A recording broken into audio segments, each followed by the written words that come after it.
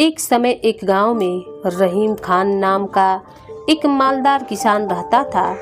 उसके 3 पुत्र थे। सब युवक और काम करने में चतुर थे। सबसे बड़ा ब्याह हुआ था, मझला ब्याहने को था, छोटा कुंवारा था। रहीम की स्त्री और बहू चतुर और सुशील थी। घर के सभी प्राणी अपना अपना काम करते थे। केवल रहीम का बुढ़ा बाप दमे के रोग से पीड़ित होने के कारण कुछ काम काज नहीं करता था। 7 वर्षों से वह केवल खाट पर पड़ा रहता था। रहीम के पास 3 बैल, 1 गाय, 1 बछड़ा, 15 भेड़ें थीं। स्त्रियां खेती के काम में सहायता करती थीं। अनाज बहुत पैदा हो जाता था। रहीम और उसके बाल बच्चे बड़े आराम से रहते थे। अगर पड़ोसी करीम के लड़के पुत्र कादिर के साथ इनका एक ऐसा झगड़ा न छिड़ गया होता जिससे सुख चैन जाता रहा। जब तक बुढ़ा करीम जीता रहा और रहीम का पिता घर का प्रबंधन करता रहा, कोई झगड़ा नहीं हुआ। वह बड़े प्रेम भाव से, जैसा कि पड़ोसियों में होना चाहिए, एक दूसरे की सहायता करते रहे। लड़कों का घर को संभालना था कि सब कुछ बदल गया। अब सुनिए कि झगड़ा किस बात पर छिड़ा था। रहीम की बहू ने कुछ मुर्गियां पाल रखी थीं। एक मुर्गी नित्य पशुशाला में जाकर अंडा दिया करती थी। बहू शाम को वहां जाती और अंडा उठा लाती। एक दिन दैव गति से वह मुर्गी बालकों से डरकर पड़ोसी के आंगन में चली गई और वहां अंडा दे आई। शाम को बहू ने पशुशाला में जाकर देखा तो अंडा वहां न था। सास से पूछा, उसे कुछ मालूम न था। देवर बोला कि मुर्गी पड़ोसी के आंगन में कुड़कुड़ा रही थी, शायद वहां अंडे दे आई हो। बहू वहां पहुंचकर अंडा खोजने लगी। भीतर से कादिर की माता निकलकर पूछने लगी, बहू क्या है? बहू बोली, मेरी मुर्गी तुम्हारे आंगन में अंडा दे गई है, उसे खोजती हूँ। तुमने देखा तो बता दो। कादिर की माँ ने कहा, मैंने नहीं देखा। क्या हमारी मुर्गियाँ अंडे नहीं देती हैं कि हम तुम्हारे अंडे बटोरती फिरेंगी? दूसरों के घर जाकर अंडे खोजने की हमारी आदत नहीं है। यह सुनकर बहू आग बबूला हो गई, लगी बकने। कादिर की माँ कुछ कम न थी। एक एक बात के 100 उत्तर दिए जाने लगे। रहीम की स्त्री पानी लाने बाहर निकली थी। गाली गलौज का शोर सुनकर वह भी आ पहुँची। उधर से कादिर की स्त्री भी दौड़ पड़ी। अब सबकी सब इकट्ठी होकर लगी गालियां बकने और लड़ने लगी। कादिर खेत से आ रहा था, वह भी आकर मिल गया। इतने में रहीम भी आ पहुंचा। पूरा महाभारत हो गया। अब दोनों गुथ गए। रहीम ने कादिर की दाढ़ी के बाल उखाड़ डाले। गांव वालों ने आकर बड़ी मुश्किल से उन्हें छुड़ाया, पर कादिर ने अपनी दाढ़ी के बाल उखाड़ लिए और हकीम परगना के पास जाकर कहा, मैंने दाढ़ी इसलिए नहीं रखी थी जो यूं उखाड़ी जाए, रहीम से हर्जाना लिया जाए। पर रहीम के बुढ़े पिता ने उसे बहुत समझाया, बेटा ऐसी तुच्छ बात पर लड़ाई करना मूर्खता नहीं तो क्या है? जरा विचार तो करो। सारा बखेड़ा सिर्फ एक अंडे से फैला है। कौन जाने शायद किसी बालक ने उठा लिया हो और फिर अंडा था कितने का। परमात्मा सबका पालन पोषण करता है। पड़ोसी यदि गाली दे भी तो क्या गाली के बदले गाली देकर अपनी आत्मा को मलिन करना उचित है? कभी नहीं। खैर, अब तो जो होना था वह हो ही गया, उसे मिटाना उचित है, बढ़ाना ठीक नहीं है। क्रोध पाप का मूल है, याद रखो। लड़ाई बढ़ाने से तुम्हारी ही हानि होगी। परंतु बुढ़े की बात पर किसी ने कान न धरा। रहीम कहने लगा कि कादिर को धन का घमंड हो गया है। मैं क्या किसी का दिया खाता हूँ? बड़े घर ने भेज दिया तो कहना। उसने भी नालिश ठोक दी। यह मुकदमा चल ही रहा था कि कादिर की गाड़ी में एक किसी ने कील खोद दी। उसके परिवार वालों ने रहीम के बड़े लड़के पर चोरी की नालिश ठोक दी। अब कोई दिन ऐसा न जाता था कि लड़ाई न हो। बड़ों को देखकर बालक भी आपस में लड़ने लगे। जब कभी वस्त्र धोने के लिए स्त्रियां नदी पर इकट्ठी होती थीं, तो सिवाय लड़ाई के कुछ काम नहीं करती थीं। पहले पहल तो गाली गलौज पर ही बस हो जाती थीं, पर अब तो वे एक दूसरे को मारने और चोथने लगती थीं। जीना दुर्लभ हो गया था। न्याय चुकाते चुकाते वहाँ के कर्मचारी थक गए थे। कभी कादिर रहीम को कैद करा देता था तो कभी वहाँ उसको बंदी खाने भिजवा देता था। कुत्तों की भांति जितना ही लड़ते थे उतना ही क्रोध बढ़ता था। 6 वर्ष तक यही हाल रहा। बुढ़े ने बहुतेरा सिर पटका, बच्चों को समझाया, बदला लेना छोड़ दो, बैर भाव त्याग कर अपना काम करो, दूसरों को कष्ट देने से तुम्हारी ही हानि होगी। परंतु किसी के कान पर जू तक न रेंगती थी। 7वें वर्ष गांव में किसी के घर विवाह था। स्त्री पुरुष जमा हुए थे।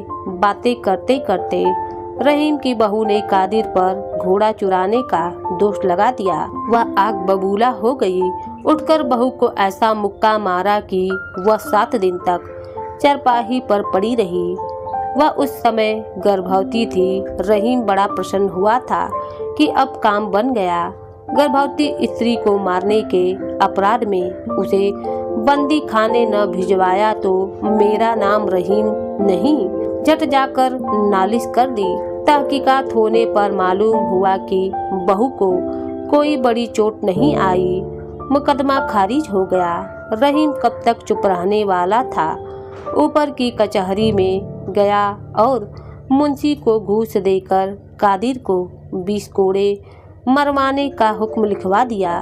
उस समय कादिर कचहरी से बाहर खड़ा था। हुक्म सुनते ही बोला, कोड़ों से मेरी पीठ तो जलेगी ही, परंतु रहीम को भी भस्म किए बिना नहीं छोड़ूंगा। रहीम तुरंत अदालत में गया और बोला, हुजूर, कादिर मेरे घर जलाने की धमकी देता है। कई आदमी गवाह हैं। हकीम ने कादिर को बुलाकर पूछा कि क्या बात है। कादिर बोला, सब झूठ है सरकार, मैंने कोई धमकी नहीं दी। आप हकीम हैं, जो चाहे सो करें, पर क्या न्याय इसी को कहते हैं कि सच्चा मारा जाए और झूठा चैन करे। कादिर की सूरत देखकर हकीम को निश्चय हो गया कि वह अवश्य ही रहीम को कोई न कोई कष्ट दे रहा है। उसने कादिर को समझाते हुए कहा, देखो भाई, बुद्धि से काम लो। भला कादिर गर्भवती स्त्री को मारना क्या ठीक था? यह तो ईश्वर की बड़ी कृपा हुई कि चोट नहीं आई, नहीं तो क्या जाने क्या हो जाता। तुम विनय करके रहीम से अपना अपराध क्षमा करा लो, मैं हुक्म बदल डालूंगा। मुंशी बोला, दफा 170 के अनुसार हुक्म नहीं बदला जा सकता है। हकीम बोले, चुप रहो, परमात्मा को शांति प्रिय है, उसकी आज्ञा पालन करना सबका मुख्य धर्म है।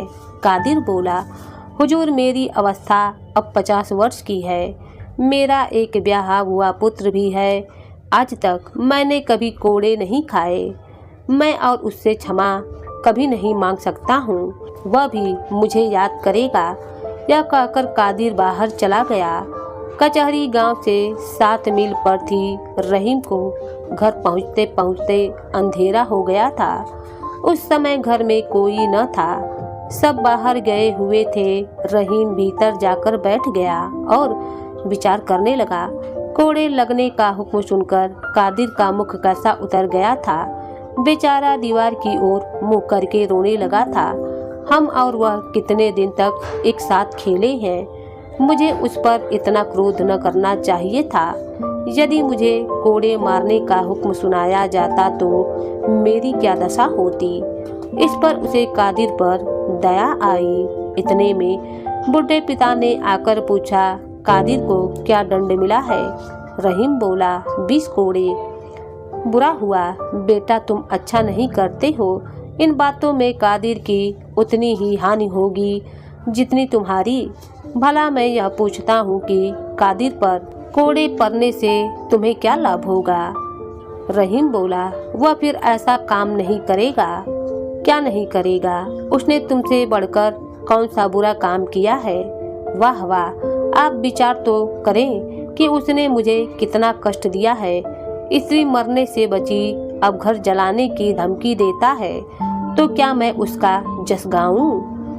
बुढ़े ने आह भरकर कहा, बेटा, मैं घर में पड़ा रहता हूँ और तुम सर्वत्र घूमते हो। इसलिए तुम मुझे मूर्ख समझते हो, लेकिन विद्रोह ने तुम्हें अंधा बना रखा है। दूसरों को दोष तुम्हारे नेत्रों के सामने है, अपने दोष पीठ पीछे है। भला मैं पूछता हूँ कि कादिर ने क्या किया? एक के करने से भी कभी लड़ाई हुआ करती है, कभी नहीं। दो बिना लड़ाई नहीं हो सकती। यदि तुम शांत स्वभाव के होते, लड़ाई कैसे होती? भला जवाब तो दो। उसकी दाढ़ी के बाल किसने उखाड़े? उसका भूसा किसने चुराया? उसे अदालत में किसने घसीटा? तिस पर भी सारा दोष कादिर के मत्थे ही थोप रहे हो।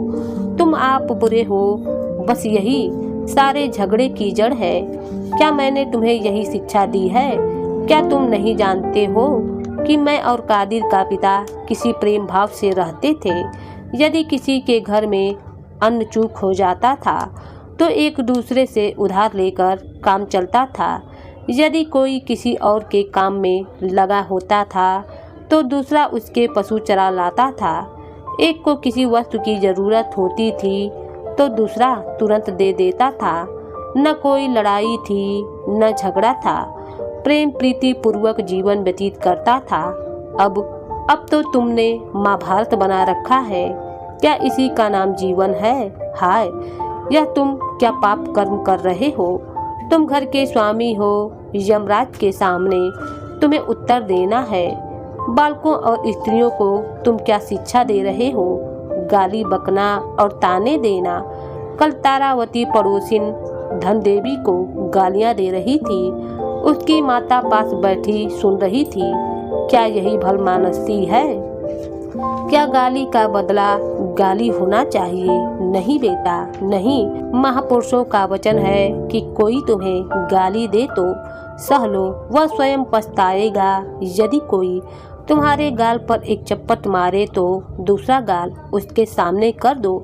वह लज्जित और नम्र होकर तुम्हारा भक्त हो जाएगा। अभिमान ही सब कुछ दुख का कारण है। तुम चुप क्यों हो गए? क्या मैं झूठ कहता हूँ? रहीम चुप रह गया, कुछ नहीं बोला। बुढ़ा बोला, महात्माओं का वाक्य क्या असत्य है? कभी नहीं। उसका एक एक अक्षर पत्थर की लकीर है। अच्छा, अब तुम अपने इस जीवन पर विचार करो। जब से यह महाभारत आरंभ हुआ है, तुम सुखी हो अथवा दुखी? जरा हिसाब तो लगाओ कि इन मुकदमों, वकीलों और जाने आने में कितना रुपया खर्च हो चुका है। देखो तुम्हारे पुत्र कैसे सुंदर और बलवान है, लेकिन तुम्हारी आमदनी घटती जाती है। क्यों? तुम्हारी मूर्खता से। तुम्हें चाहिए कि लड़कों को सही खेती का काम करो, पर तुम पर तो लड़ाई का भूत सवार है। वह चैन नहीं लेने देता है। पिछले साल जई क्यों नहीं उगी? इसलिए कि समय पर नहीं बोई गई। मुकदमे चलाओ कि जई बांटो। बेटा, अपना काम करो, खेती बाड़ी को संभालो। यदि कोई कष्ट दे तो उसे क्षमा करो। परमात्मा इसी से प्रसन्न रहता है। ऐसा करने पर तुम्हारा अंतःकरण शुद्ध होकर तुम्हें आनंद प्राप्त होगा। रहीम कुछ नहीं बोला। बुढ़ा बोला, बेटा, अपने बूढ़े मूर्ख पिता का कहना मानो। जाओ कचहरी में जाकर आपस में राजीनामा कर लो। कल शुभ रात है। कादिर के घर जाकर नम्रता पूर्वक उससे न्योता दो और घर वालों को भी यही दीक्षा दो कि बैर छोड़कर आपस में प्रेम बढ़ाएं। पिता की बातें सुनकर रहीम के मन में विचार हुआ कि पिताजी सच कहते हैं। इस लड़ाई झगड़े से हम मिट्टी में मिल जाते हैं, लेकिन इस महाभारत को किस प्रकार समाप्त करूं? बुढ़ा उसके मन की बात जानकर बोला, बेटा, मैं तुम्हारे मन की बात जान गया हूँ। लज्जा त्याग कर जाकर कादिर से मित्रता कर लो। फैसले से पहले ही चिंगारी को बुझा देना उचित है। फिर जाने क्या हुआ, फैल जाने पर फिर कुछ नहीं बनता। बुढ़ा कुछ और कहना चाहता था कि स्त्रियां कोलाहल करती हुई भीतर आ गईं। उन्होंने कादिर के दंड का हाल सुन लिया। हाल ही में पड़ोसिन से लड़ाई कर कर आई थी। आकर कहने लगी कि कादिर यह भय दिखाता है कि मैंने घूस देकर हकीम को अपनी ओर फेर लिया है। रहीम का सारा हाल लिखकर महाराज की सेवा में भेजने के लिए विनय पत्र भी तैयार किया गया है। देखो क्या मजा चखाता हूँ, आधी जायदाद न छीन ली तो बात ही क्या है। यही सुनना था कि रहीम के चित्त में फिर से आग दहक उठी। आषाढ़ी बोने की ऋतु थी, करने को काम बहुत था। रहीम भुसौले में गया और पशुओं को भूसा डालकर कुछ काम करने लगा।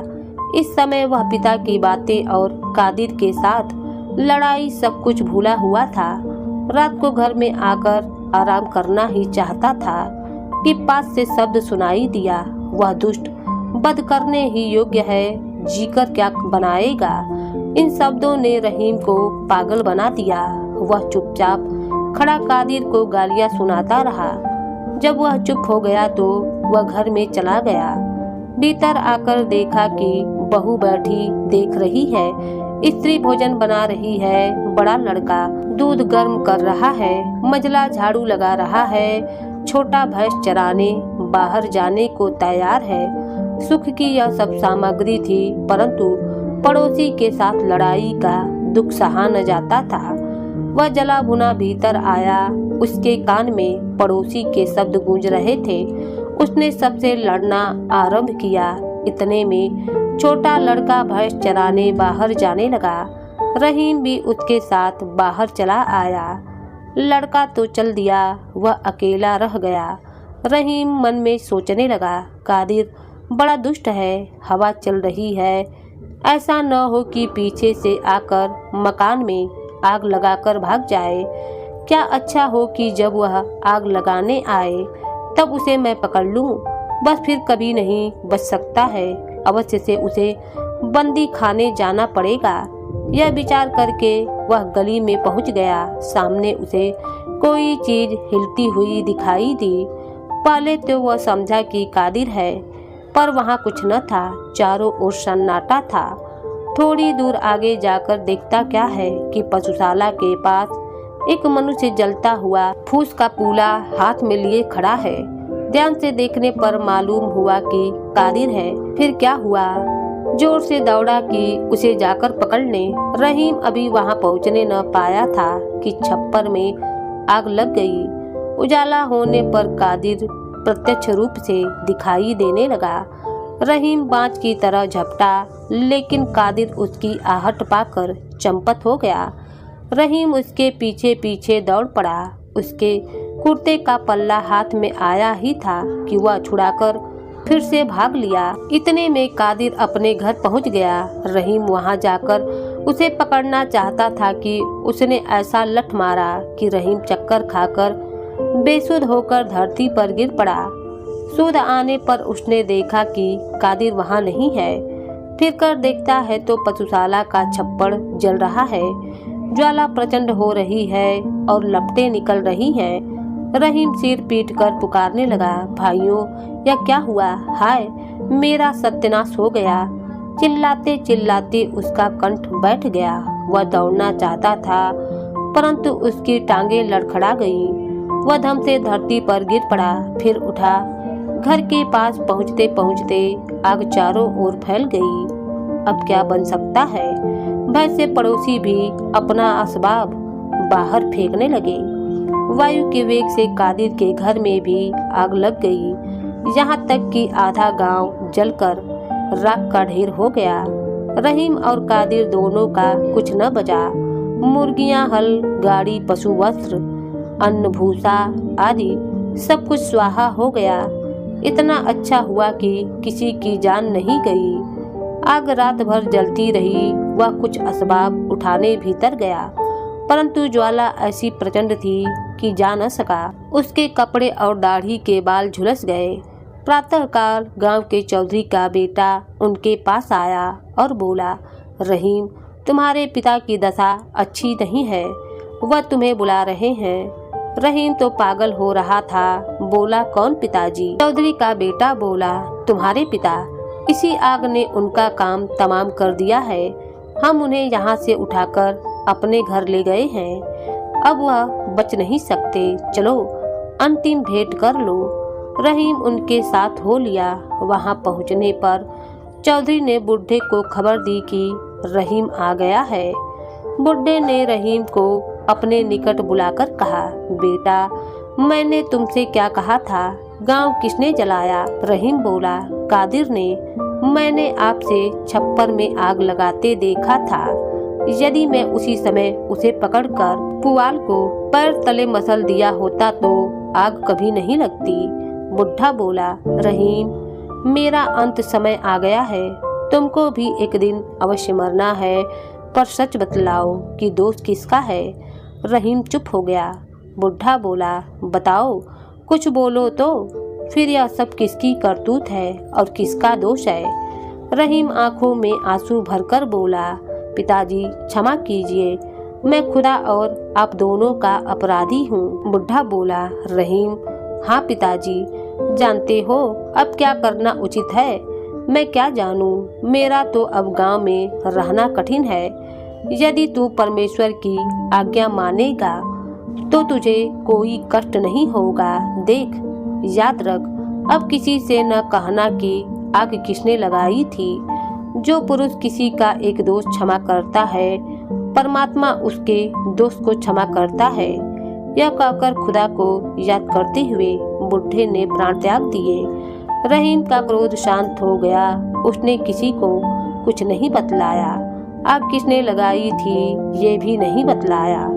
पहले पहल तो कादिर डरता रहा कि रहीम के चुप रह जाने में भी कोई भेद है। फिर कुछ दिनों पीछे से विश्वास हो गया कि रहीम के चित्त में अब कोई बैर भाव नहीं रहा। बस फिर क्या था, प्रेम में शत्रु भी मिल जाते हैं। वे पास पास घर बनाकर पड़ोसियों की भांति रहने लगे। रहीम अपने पिता का उपदेश कभी नहीं भूलता था कि फैलने से पहले ही चिंगारी को बुझा देना उचित है। अब यदि कोई कष्ट देता तो वह बदला लेने की इच्छा से नहीं करता। यदि कोई उसे गालियां देता तो सहन करके वह उपदेश करता कि कुवचन बोलना अच्छा नहीं है।